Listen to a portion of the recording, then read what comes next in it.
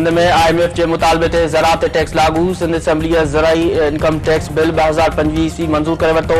हर साल 6 लख खां 12 लख ज़रई आमदनी ते 15% टैक्स लगंदी। वधीक आमदनी ते सुपर टैक्स भी लागू।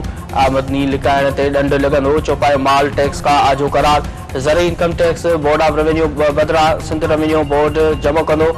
कुदरती आफ़तुनि जी सूरत में ज़रई इनकम टैक्स में एडजस्टमेंट थींदी। ज़रई टैक्स लागू थियण सां कणक, चांवरनि ऐं ॿियनि जिन्सनि जे अघनि में इज़ाफ़ो थी वेंदो।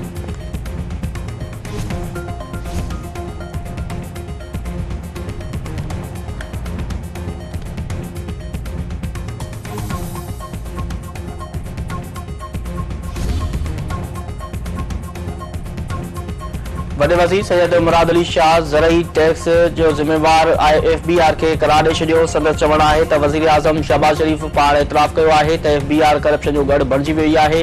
FBR पंहिंजूं कोताहियूं लिकाइण लाइ ज़रई टैक्स लागू कई। IMF खे चयो वियो त ज़राअत ते बि का टैक्स नाहे। टारगेट पूरो न थियण ते टैक्स में इज़ाफ़ो करणु दुरुस्त नाहे।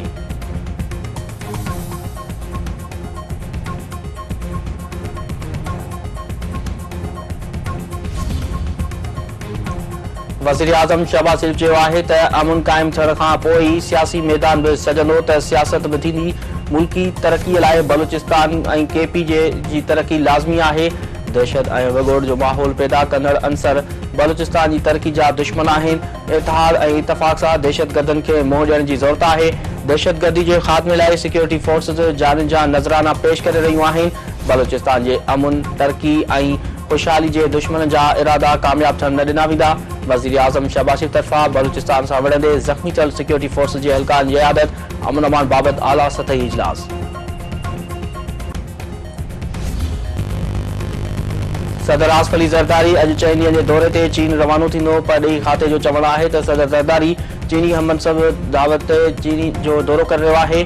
चीनी सदर शी जिनपिंग समेत ॿियनि आला अमलदारनि सां मुलाक़ातूं शेड्यूल।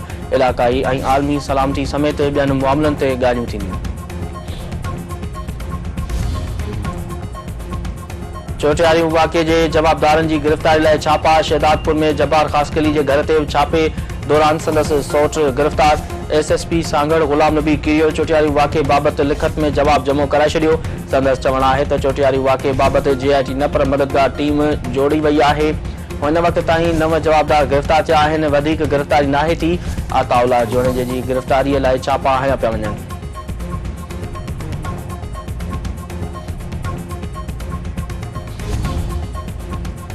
गज़ा जंगबंदी मुआहिदे जो क्रेडिट खणंदड़ अमरीकी सदर डोनाल्ड ट्रंप जो यूटर्न। संदसि चवणु आहे त गज़ा जंगबंदी बरक़रार रहण जी का बि ज़रूरत नाहे। यकीन आहे त इसराइल ऐं हमास विच में जंगबंदी जारी रहंदी। अमरीकी सदर अॼु इसराइली वज़ीर आज़म नेतन्याहू सां व्हाइट हाउस में मुलाक़ात कंदो। इसराइली वज़ीर आज़म जो चवणु आहे त ट्रंप सां हमास क़ैदियुनि जी आज़ादी ऐं ईरान तकरार ते ॻाल्हियूं थींदियूं।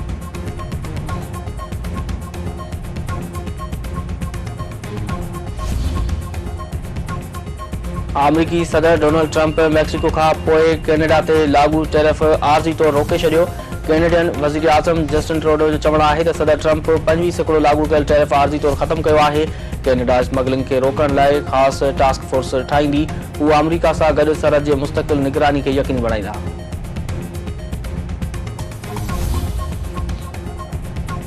ऐं चैंपियंस ट्रॉफी लाइ पाक भारत मैच जूं समूरियूं टिकेटूं कुझु ई मिंटनि में विकिरो थी वयूं।